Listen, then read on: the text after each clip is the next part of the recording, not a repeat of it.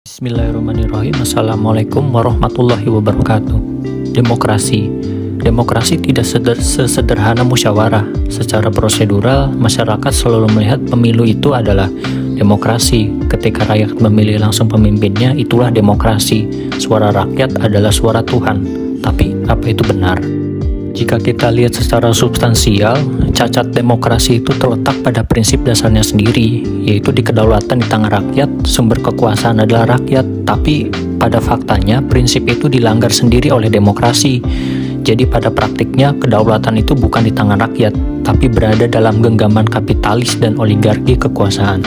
Nah, ketika pemilu, rakyat disuguhi aktor politik dengan berbagai citra, dan dalam demokrasi itu biayanya mahal, perlu sponsor besar dari para pemilik modal sehingga tidak tertutup kemungkinan ada kong kali kong antara si calon kontestan dengan pemilik modal. Nah, jadi suara rakyat itu hanya dipakai untuk memenangkan kompetisi pemilu. Selebihnya ya kembali lagi kepada politik balas budi. Pada akhirnya kebijakannya tak lagi memihak rakyat. Lalu di mana letak kedaulatan di tangan rakyat menurut demokrasi? Yang ada kedaulatan di tangan para pemilik modal. Para oligarkis kekuasaan inilah yang sesungguhnya berdaulat atas rakyat.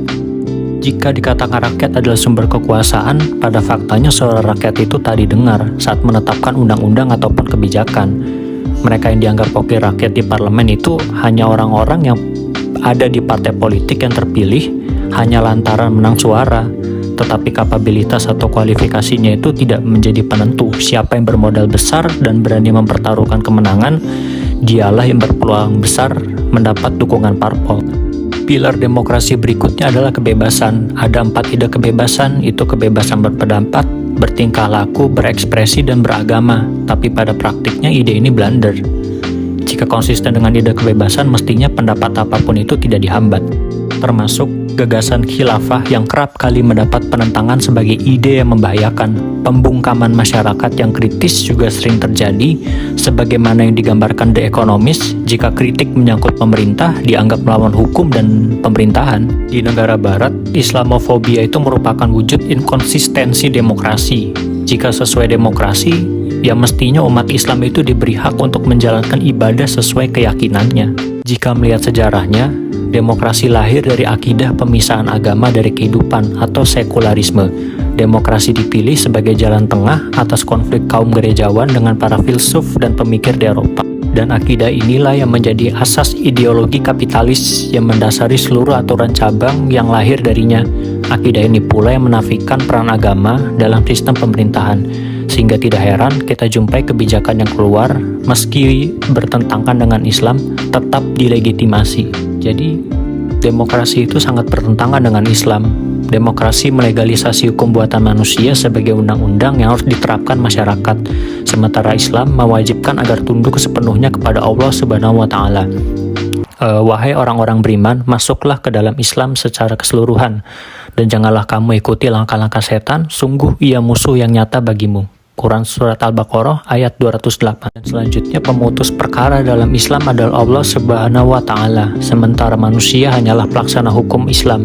Allah Subhanahu wa Ta'ala berfirman, menetapkan hukum itu hanyalah hak Allah. Quran Surat Al-An'am ayat 57. Demokrasi menjadikan kedaulatan berada di tangan rakyat, sementara Islam menjadikan kedaulatan di tangan syariat. Kekuasaan dalam Islam bertujuan untuk melaksanakan syariat Islam secara menyeluruh dalam setiap aspek kehidupan. Selain itu pula, hukum-hukum demokrasi bukanlah suatu bentuk penebus dosa dan tidak menimbulkan efek jera. Oleh karena itu, hukum Islam harus ditegakkan. Selanjutnya ada sekularisme yang memiliki ciri yang meyakini bahwa nilai keagamaan haruslah dibedakan dari nilai-nilai kehidupan dunia dan seluruh aspeknya, sehingga kegiatan yang sifatnya politis itu bebas dari pengaruh agama. Dan bentuk dari sekularisme diantaranya adalah tidak peduli dengan urusan agama, landasan hukumnya adalah hak asasi manusia, dan lain ideologi, saintisme, sebagainya.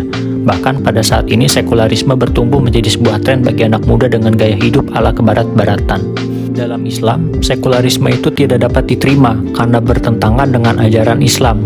Karena menurut pandangan Islam, apabila sebuah urusan dipisahkan dari nilai-nilai keagamaan, maka urusan itu akan bertabrakan dengan nilai yang terdapat pada urusan yang lain.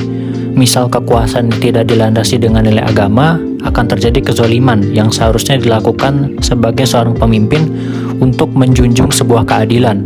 hukum tidak berjalan sesuai dengan kaidah agama, timbul kerusakan sosial, ekonomi terganggu, dan seterusnya. Cukup sekian dari apa yang bisa sampaikan mengenai buruknya demokrasi dan juga sekularisme dari sudut pandang Islam. Terima kasih. Assalamualaikum warahmatullahi wabarakatuh.